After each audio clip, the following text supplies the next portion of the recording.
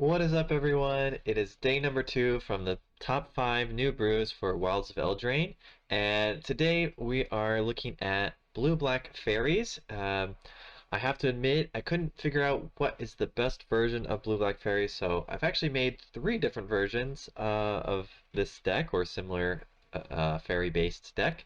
So we're going to look at my first choice, and then the next few after that. Alright, so this first one is more of a blue-black mid-range fairies deck, and it has, of course, a bunch of fairies. The main one-drop fairies that are quite good are the Fairy Dream Thief, a black for a 1/1 flying that surveils when it enters the battlefield, and then later on you can exile it from your graveyard for 3 mana and draw a card. We also have Sleep Cursed Fairy. It's 1 blue for a 3/3 flying with Ward 2. So very, very good stats.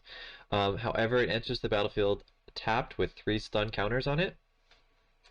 And you can pay 2 mana to untap the Sleep Cursed Fae. So basically, you play that on turn 1. It's not going to be available till about turn 4, your start of your turn 4, unless you use the untap ability to untap it sooner. Then it will lose one of the counters and you can play it a little bit sooner. So the main benefit of having this one in there is it's going to enable a lot of our other cards that we want to play. And we also have this last 1-drop Snaremaster Sprite. It's not the greatest fairy. It's a blue for a 1/1 flying that when it enters the battlefield you can pay 2. And if you pay 2, then you tap the creature on the opponent's side of the battlefield and put a stun counter on it. So you stun them for 1 turn.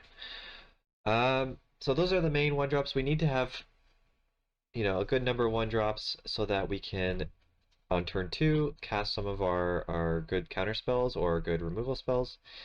So yeah, let's take a look at them. So why are we playing fairies? Because of cards like this, Fairy Fencing. It's a black and X, and it does -X, -X. However, if you have a fairy, then it automatically does at least -3, -3. So just by having a 1-drop fairy on turn 2, we can cast Fairy Fencing, and it's going to do at least -3, -3, or any more that for each value of X that we add to it. Also, turn 2, we can cast Ego Drain, which is a 1 mana, basically Thoughtseize, but it doesn't even cost you life. And as long as you have a fairy on the battlefield, there's no downside. If you don't have a fairy, then you have to also exile a card from your own hand. So you definitely don't want the downside effect, and that's why we have enough 1-drops to try to let us play Ego Drain on turn 2. Okay, and then the other benefit for playing fairies, Spell Stutter. This is kind of like Make Disappear, or sort of like a mana leak. Counter target spell unless its controller pays 2 mana, plus an additional 1 for each fairy that you control. So as long as we have 1 fairy on the battlefield, it's going to cost the opponent 3 mana to pay this cost, which is usually good enough to stop any spell. However, late game we might have 2 or even possibly 3 fairies, which would mean that this is going to be up to 4 costs for the opponent, making it really hard for them to pay that. So it just gets better the more battlefield presence we have. Alright, and then we have a few other good fairies. Fairy Mastermind, of course, the flash creature that can draw you some cards. We have Halo Forger. It's a 3-drop that lets us recast something from the graveyard if we pay for the mana. And since most of our spells are 1 mana spells, that means we basically only will have to pay 1 for this one. We're also playing Talion's Messenger. It's a new fairy, a 3 mana one that's a 1/3 flying, and whenever you attack with a fairy, draw a card, then discard a card, and if you discard a card, then put a +1/+1 counter on a fairy you control. So, not the greatest lore slash, I don't know, anthem effect, or whatever you want to call it, but it does put a little bit of pressure on the opponents, and since we're probably going to have a fairy on turn 1, having this turn 3 is kind of a way to buff our board and get in with extra damage if the opponent's not really pressuring us. But we may have to wait and use counterspells or removal or things like that, so you really have to see how the game is going. And then the final fairy we got is Talion, the Kindly Lord. This is a really, really good card, but unfortunately, it's 4 mana, it doesn't have flash. So in our Faeries deck, it's just a little bit expensive, so that's why we're only running 2 of them in this version of the deck. When it enters the battlefield, you pick a number between 1 and 10. Then, if the opponent casts a spell with mana value, power, or toughness equal to the chosen number, they lose 2 life and you draw a card. So, most likely, you're going to pick probably 2, I would say, in a lot of cases when you play this card because you want to stop the opponent from playing things like Go for the Throat or some sort of removal spell. A lot of removal spell is 2 mana. You maybe if you have a lot of cheap creatures, you will save 1 because of a cut down, but probably not. I think 2 or 3 is more safe because it also works for the majority of the creatures in the game. Like a lot of the creatures that the opponent might play are like 2/3s or 3/2s, or even 4/2s, or things like that. So I think 2 or 3 are probably the most likely to hit most of the creatures and most of the spells that the opponent's going to cast. Um, so yeah, that's the main fairies. We also have a few card draw mechanics in here. We got Kaito, which is just a solid blue-black draw planeswalker. You get your 1-drop down, turn 3, you can draw some cards from that. So 1-drop, counterspell, turn 2, turn 3 Kaito, get some cards, and then the opponent's going to want to remove your creature. Then maybe you can play your Talion, turn 4, or play a Fairy Mastermind, or something like that. And then we also got this one that I'm trying out. I'm not sure if it's good enough, but it's something that's kind of hasn't found a home yet, and this feels like it could be that home. Winged Portent, 1 blue blue. Draw a card for each creature. Sorry, each creature you control with flying is the main version of it, and every single creature that we have has flying. So as long as we've got at least 2 fairies on the battlefield, this card is pretty good. It's like a instant speed divination, not terrible. And if we ever have more than 2 fairies, then it's going to be all upside, basically drawing 3 or maybe even 4 at some points in the game. So I feel like it's kind of like the in the Rogues deck before there was um, I looked it up earlier, but I'm drawing a blank on the name. But there was a spell which got cheaper the more cards you've milled, and it would draw you 4 cards. So it's kind of like that. It's a little bit cheaper than that card was, and it may not draw you 4 cards, may only draw you 2 or 3 sometimes. But that's the idea. Instant speed, way to refill your hand. Alright, and then the last card that I'm trying out is Sword of Once and Future. A lot of people have been seeing a lot of play with a lot of good success with this card. It's a little bit slow, but since the majority of the powerful decks in Standard right now are black, then it makes sense to have protection from black.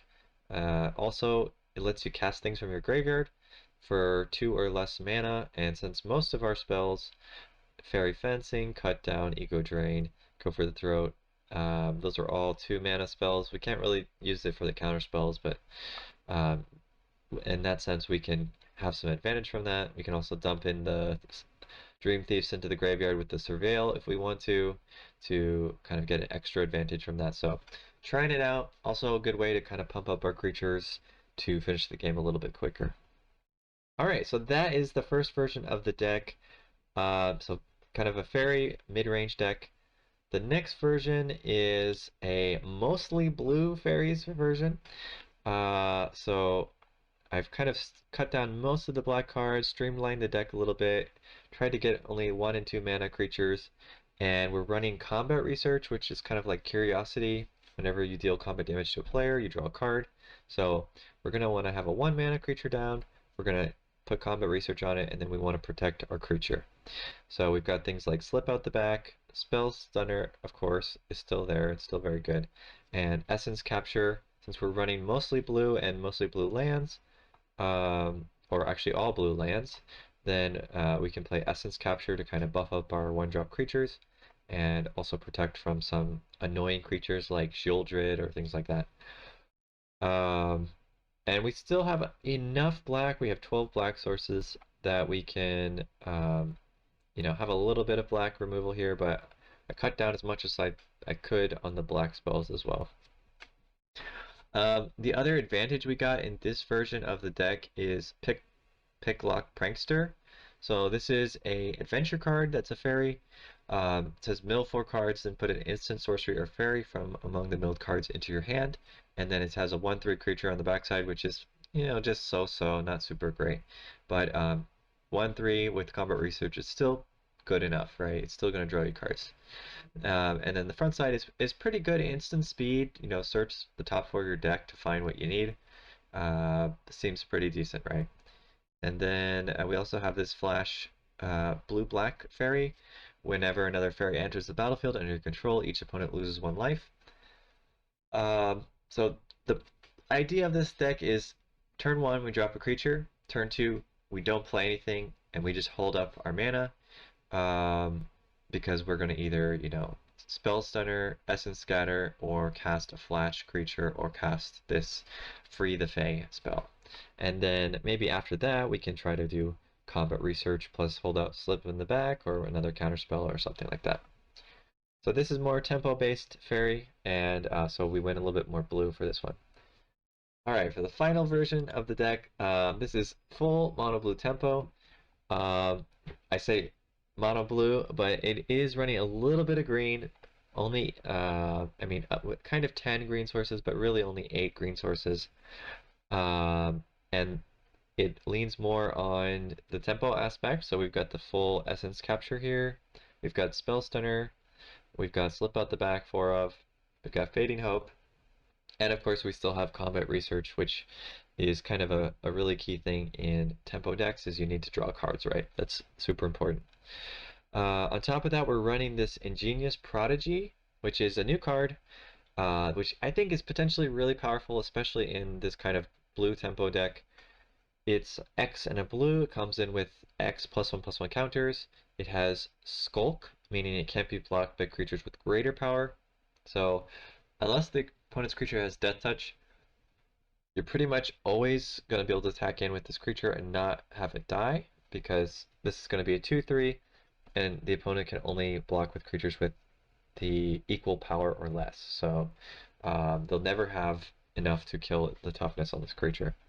And then the main benefit of this card, at the beginning of your upkeep, if Ingenious Prodigy has 1 or more counters on it, you may remove a +1/+1 counter. If you do, draw a card. So we can play it on turn 1, but we won't get the draw a card effect. However, we have Essence Capture to put a +1/+1 counter on it, Slip Out the Back to put a +1/+1 counter. We have a Saiba Cryptomancer, which comes in with backup, which can put a +1/+1 counter on it.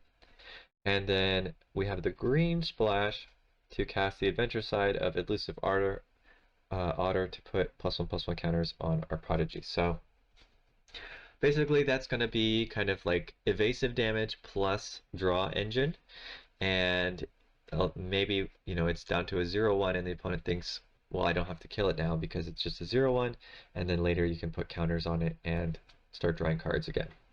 So that's kind of the sneaky advantage there. And then Elusive Otter is another good blue creature which has prowess, which can't be blocked by certain creatures, so pretty elusive way to get in with some damage. And of course we're still having the base be fairies so that we can use the Spell Stunner ability to counter things. So yeah, that's my kind of 3 versions of the fairy deck. Blue-black, mostly blue with a splash of black, mostly blue with a splash of green. So let me know what you think in the comments. Which version do you think is the best? Or maybe you have a different version, and let me know what you think. But these are kind of the 3 things that I felt could be viable. Really depends on the meta, but definitely blue tempo-ish style deck, blue-black tempo style deck seems like it has a decent place in the meta, and the cards are there for the most part. So we just need to find the right build and figure out which one can work. All right, that's it for today. We got more top 5 brews coming up soon, and then the early access streamer event is on the 31st. So hope to see you all there, and until next time, see ya.